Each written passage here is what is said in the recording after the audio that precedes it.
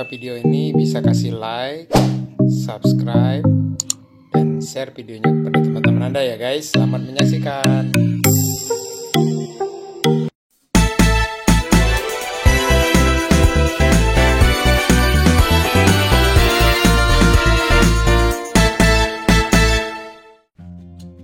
Halo mitra keling sekalian, apa kabar? Mudah-mudahan pada sehat semua ya. Bersama saya Dr. Arif Munandar. Kali ini di acara Dr. Talk Health and Solution kita akan bicara soal pneumonia. Oke, pneumonia itu apa sih? Banyak orang tahu yang namanya pneumonia itu adalah orang bilangnya paru-paru basah. Nah, pneumonia atau yang orang bilang paru-paru basah itu adalah satu infeksi pada jaringan parenkim paru, di mana infeksi itu terjadi di kantung-kantung udara di bagian paru-paru yang kita sebut sebagai alveoli atau alveolus. Nah, saat terjadi infeksi itu maka akan menimbulkan beberapa gejala. Apa saja yang bisa menyebabkan infeksi? Yaitu bakteri, virus, dan jamur. Nah, infeksi-infeksi tadi itu bisa menyebabkan beberapa gejala. Kita telisik gejalanya ya. Yang pertama adalah demam. Nah, pada orang-orang dengan pneumonia, dia akan terjadi peningkatan suhu tubuh dari 37,5 sampai ke atas, sampai kira-kira 38 ke atas gitu ya. Nah, peningkatan suhu tubuh ini lebih dari karena reaksi infeksi yang memang terjadi pada tubuh kita, pada jaringan paru-paru kita. Lalu kemudian ada gejala-gejala yang membuat organ saluran pernafasan kita jadi tidak nyaman, antara lain flu, batuk berdahak yang cukup produktif, artinya batuk berdahak yang banyak sekali mengeluarkan dahaknya. Lalu kemudian ada rasa sesak nafas karena jaringan paru-paru tadi angkutan oksigennya terganggu ya, antara distribusi oksigen dari jaringan paru-paru ke saluran atau pembuluh darah jadi berkurang, itu menyebabkan kita sesak nafas. Lalu kemudian komplikasi ke organ yang lain seperti organ pencernaan, di mana terdapat mual, muntah, rasa malas makan, dan itu akan membuat daya tahan tubuh orangnya makin menurun.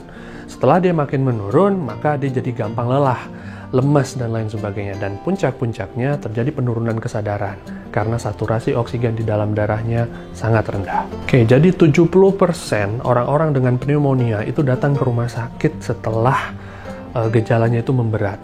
Ya, mereka rata-rata tidak sadar, mereka menyangka bahwa ini hanya sakit pernafasan biasa, sehingga seringkali itu telat ditangani.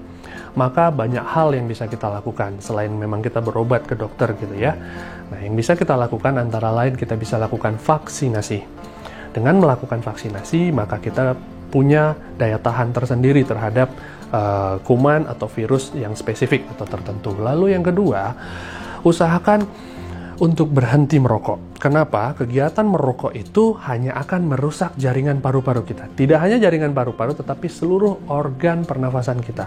Mulai dari hidung, tenggorokan, saluran pernafasan trakea, kemudian bronkus, dan juga terakhir jaringan parenkim paru kita. Serta merusak pernafasan orang lain juga.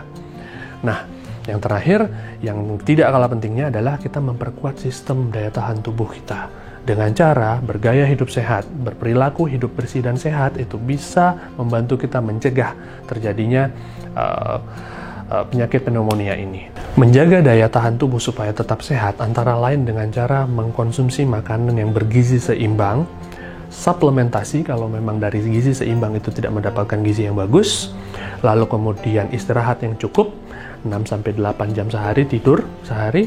Apabila gizi dan suplementasi kita sudah baik dan juga istirahat kita juga sudah bagus, maka kita bisa lakukan yang namanya juga olahraga secara rutin, seminggu 30 menit ya minimal, dan bisa dilakukan dengan olahraga tipikal apa saja yang kita senangi.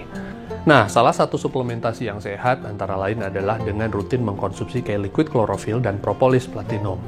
K-liquid chlorophyll merupakan ekstraksi dari klorofil dari daun alfalfa atau Medicago sativa yang berasal dari tanaman di Timur Tengah. Nah, klorofil atau K-liquid chlorophyll ini mengandung banyak sekali mikronutrien yang baik untuk tubuh kita. Antara lain vitamin B, C, dan lain sebagainya. Lalu kemudian mineral seperti zat besi, magnesium, dan lain sebagainya. Dan yang gak kalah penting itu adalah satu zat yang namanya klorofilin. Klorofilin ini merupakan satu fitokimia yang mampu untuk mencegah mikroorganisme masuk dalam tubuh kita. Nah, yang kedua adalah mengkonsumsi dengan rutin propolis platinum.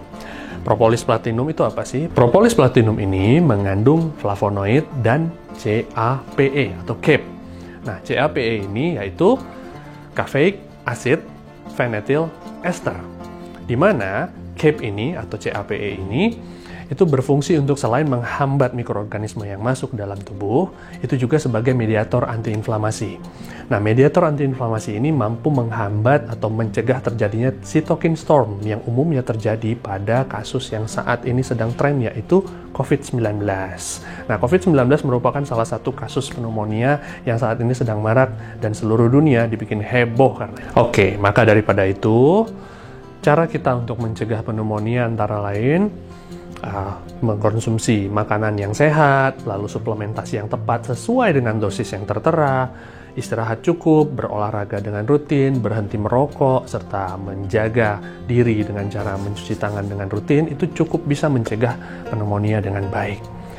Oke, sekian dari saya, mudah-mudahan bisa membantu. Sampai ketemu lagi di acara Dr. Talk Health and Solution berikutnya.